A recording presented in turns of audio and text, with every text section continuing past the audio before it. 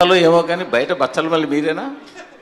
బచ్చల మళ్ళీ ఏం కాదు సార్, తునిలో ఉన్నాడు. కాదు సార్, సినిమా పుష్ప అంత పెద్ద హిట్ అయిపోయింది, ఎందుకు ఇప్పుడు రావడం, తర్వాత రాండి కొద్ది రోజులు ఆగండి అన్న కూడా ఎవరి కోసం తగ్గాలి, ఎందుకు తగ్గాలి అంటూ మూర్ఖత్వం బోర్డర్ దాటేసి 20 వచ్చేస్తున్నారు కదా. డెఫినెట్గా సార్. సో అందుకని బచ్చల మళ్ళీ మీరేనా కాదా అని. బచ్చల మళ్ళీ కాదు సార్, నాకు ఈ సినిమా మీద ఉన్న నమ్మకం, క్రిస్మస్కి పెద్ద హిట్ కొట్టబోతున్నాను కాన్ఫిడెన్స్. అండ్ మీరే చూసారు కదా, వచ్చిన పాటలు ప్రతి బాగుంది, టీజర్ బాగుంది, ట్రైలర్ బాగుంది. నాకు నియర్లీ నా వాట్సాప్లో 20-30 మెసేజ్లు ఉన్నాయి. అవును, అందరూ అప్రిషియేట్ చేస్తున్నారు.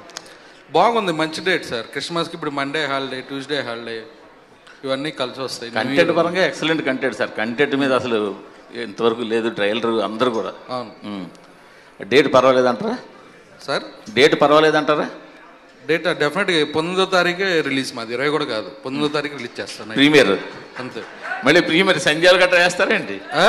ప్రీమియర్ సంధ్యాలో గట్రా వేస్తారేంటి? ప్రీమియర్ చేస్తున్నా సార్, 2 స్టేట్లు అనౌన్స్ చేస్తాను. సంధ్యా థియేటర్లో వేస్తారా మళ్ళీ అంట? కుదిరితే వేద్దాం సార్.